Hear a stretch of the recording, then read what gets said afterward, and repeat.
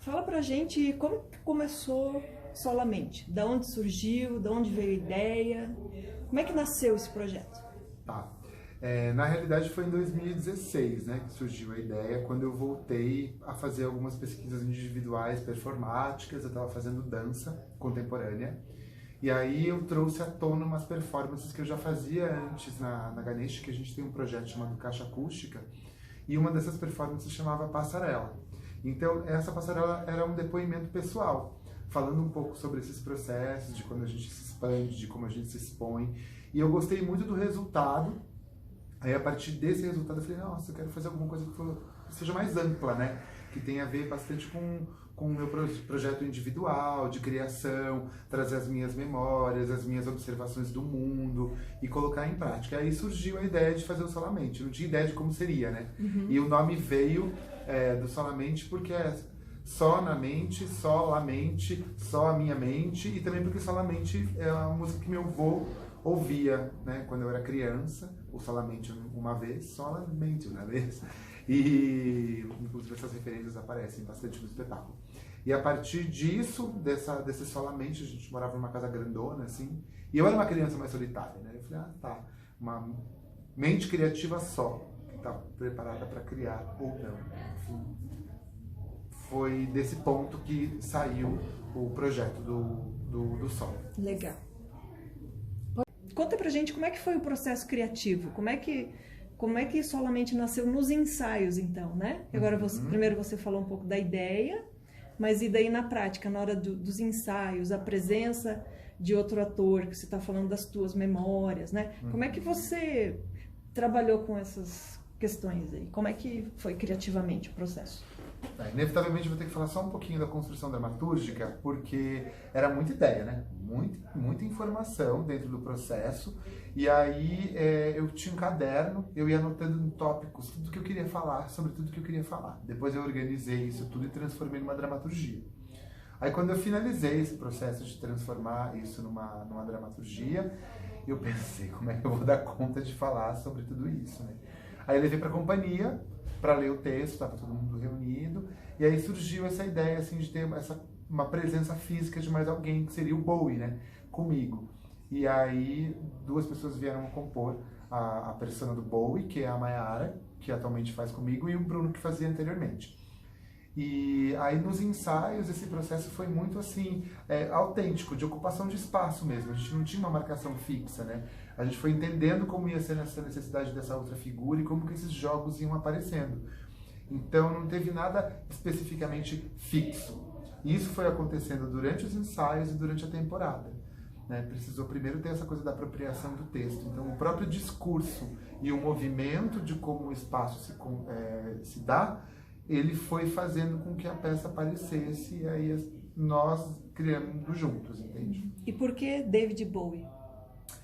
Bom, essa é uma história antiga, né? Eu sempre gostei muito do David Bowie porque ele é uma figura muito peculiar, excêntrica. Então, desde criança, eu olhava para aquela figura e falava, nossa, que incrível, né? Que pessoa diferente, que, né, autenticidade, etc e tal.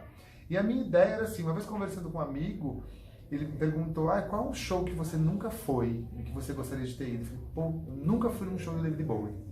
E foi um pouquinho antes dele falecer, né? E aí, claro que agora eu não vou mesmo. E eu pensei, um dia eu vou fazer uma cena eu num show do David Bowie. E Heroes, que pra mim é um hino, assim, uma música que acompanhou muito minha adolescência, uma vontade de expandir. Essa música ela me dá um gás, assim, de romper barreiras. E eu tive um sonho na época que eu estava criando o Solamente, com o Bowie especificamente, e com a minha avó, e que eu encontrava eles e a gente batia um papo. E aí eu acordei pela manhã, fui colocar minha playlist ali no Spotify, a primeira música que vem é Heroes. E aí a partir disso eu falei, nossa, cara, uma grande coincidência, foi praticamente um sinal do Bowie aí pra mim, né? E referência do Labirinto também, que era um filme que eu gostava muito, né? Que ele era um rei dos duendes, tinha psicodélicos. E Mayara, como é que é fazer o Bowie? Cara, pra mim é muito louco, assim, porque, como falou, né, ele é uma figura muito autêntica, né, muito forte. E poder interpretar ele, né, mesmo sendo uma menina, enfim, né, tipo, nenhum traço parecido com o dele, mas eu acho que essa personalidade dele trazia essa coisa camaleão, né? Então ele se personifica em muitas outras formas. E dentro da peça ele ser essa projeção, né? E tudo que fala o texto, do jeito que o texto respinga em mim e nessa persona, tipo, quanto se traduz, tipo, de tudo que um pensa, de tudo que eu penso, que é uma coisa meio universal, assim, que ele pode girar em torno da figura do Bowie. Legal. É muito legal. E ele usa bobs? É autêntico. Entendo que a gente está aqui conversando.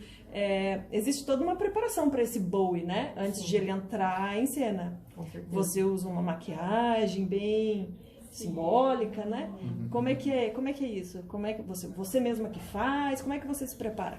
Sim, além de atriz, eu sou maquiadora também. Então, quando surgiu essa ideia, né, que um falou do Bowie na peça e tudo, a gente, óbvio, não pode ignorar, né, o raio, né, daquela foto icônica dele. E esse raio simboliza muitas coisas, né? Ela não vem como só uma maquiagem de adorno. Eu acho que, além de me identificar quanto Bowie, né, e eu acho que também mostra muito isso de quanto esse raio pode ser adaptável e pode ser marcado, e, né, pode se adaptar em diversas situações, assim. Então, eu reproduzi o raio e também eu coloquei alguns outros elementos, assim, coloquei glitter também, que eu acho que tem tudo a ver com a linguagem contemporânea da peça, que a gente está buscando. E toda hora também, quando eu começo a fazer a maquiagem, assim, já é um momento também que eu me preparo, assim, que eu vou entrando, porque estar em cena e não ter uma fala, né, tipo, é muito difícil, assim, né, a gente acha que é uma coisa simples, mas tem que estar recheado de subtexto, assim, então não é só entrar e fazer, né, eu acho que precisa ter todo esse centramento, assim, antes e, pô, é um super peso também. E você, Humberto, como é que você se prepara? Para o espetáculo, eu faço várias coisas, né? Eu preciso de um tempo de silêncio, assim, comigo mesmo, para poder entender e digerir tudo que tem para falar. Estava até comentando com a Denise agora há pouco, eu falei que sempre, antes de começar a peça, eu falei assim, nossa, como é que eu vou dar conta de falar todas essas coisas? Que é a mesma impressão que eu tive quando a dramaturgia ficou pronta. Porque são muitas coisas, são muitas questões, muitos questionamentos que o espetáculo traz, e são questionamentos que não sempre necessariamente são resolvidos por Humberto, ator, né? Mas que o Humberto persona, né? A persona que está ali em cena, ela joga esse questionamento para a plateia e tem que dar conta de digerir aquilo naquele momento. Então, o silêncio é muito importante, a respiração é muito importante, e esse momento comigo mesmo. Eu e a Maia, a gente também tem um rito nosso, assim, né? Porque a gente trabalha com os movimentos corporais juntos, com respiração junto, então pra gente entrar nessa sintonia. Embora no espetáculo a gente não se olhe, né? A gente não se veja, só em um determinado momento ali. Mas a gente tem que estar nessa conexão, assim, de presença. E é isso que é trabalhado. Então eu fico bastante quietinho, assim, eu gosto de me concentrar. Vocês já passaram por várias cidades, né? Com o espetáculo, Várias, né? Fala um pouquinho disso. Como é que foi essa experiência nessas outras cidades? Bom, foram experiências extremamente intensas, né? E principalmente porque a primeira cidade que nós fomos foi a minha cidade natal, que é interior de São Paulo, São Roque.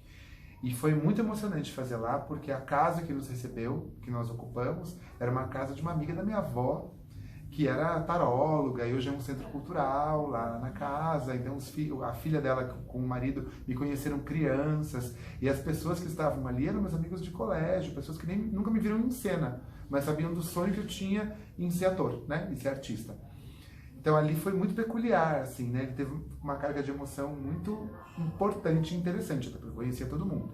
Seguimos para Pelotas, que é a cidade da Mabel, que é a produtora do espetáculo, onde eu não conhecia ninguém. Eu nunca tinha visto aquelas pessoas na minha vida, e era uma casa completamente desconhecida, a casa da mãe dela que nós ocupamos para fazer o espetáculo.